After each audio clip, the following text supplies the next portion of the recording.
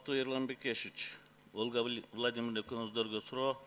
Мына сиздердин орун басарларыңыздар толук замечанияларды бергенде, бирок сиздер ошо кол коюп жатканда, ошол замечанияларды жок кылып коюуга мүмкүнчүлүк бар болчу. Эмне үчүн ошол ишти жасабадыңыз? Мисалы үчүн Гонконг, эл аралык Гонконг арбитраж борборунун сотунан башкага ыргайлсын деген маселени коюп жатат. Өзүңүздүн орун басарыңыз. Неужели ошол келишимде ошону өзгөртүш кыйын болчу? И ошондой эле Ольга Владимировна сизге да суроо, эмне үчүн орун басарыңыз толук берген замечанияларды сиз өкмөт башчынын алдына коюп, ошол маселени чечкенден анан кол койбойсуз? Рахмат, Искандер Турбаевич. Жакшы суроо болду. Бир нече жолу мен уже ошол суроого жооп бердим. Дагы бир жол айтайын. Орун басарым Аскар Жолчобекович Бешимов жазган кат, бул сопроводительный кат, кошумча кат. Мен макулдашууга баракка колду койдум. Макулдашуучу баракта замечаниями, предложениями. Ал деген мен ушу жазган катка толугу мен колдоп атам. Экинчи, бул катты биз энергетика министрлигине жибергенбиз.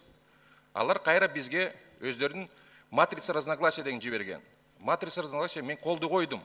Ушу матрица разногласия биздин позициябыз дагы эле ушул бойдон калган. Бул туура эмес, түшүнүк. Дагы бир жолу ушу комиссияга тоже айткым келет. Бул туура эмес, түшүнүк. Бизде министрликте бир эле позиция болгон. Бир эле позиция турабыз.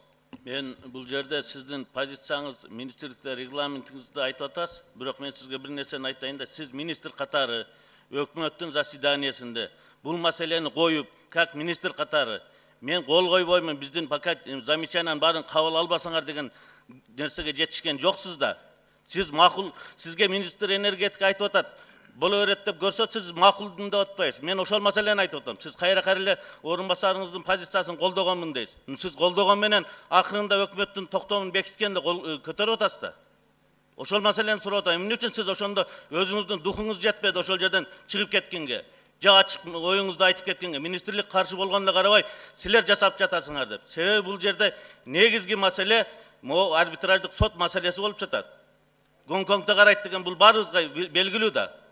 Искандер Турбаевич, дагы бир жол кайталып кетейин. Матрица разногласия сиз айткан сөзү ушул эле болду. Биздин позициябызга кайткан жокпуз. Ушул эле позиция турган. Ушул эле позицияда турган. Эми Сапар Жумакадырович, мына сиз акыркы өзүңүздүн маалымат каражаттар тарабынан таркатылган комментарийлериңизде айтып жатасыз да. Я сознательно выгораживал Сооронбай Шариповича, прикрывал от ответственности зимой во время аварии. Многие молчали тогда. Бишкекчане мерзли, а кто готовил ТЭЦ к зиме, молчали или друг друга валили. Мое правительство пришло фактически осень, но взял я политическую ответственность. Депче. Бул жерде сиз баягы Сооронбай Шарипович күнөөлүү деген маселени ачык айтып атасызбы, же кандай маселеде?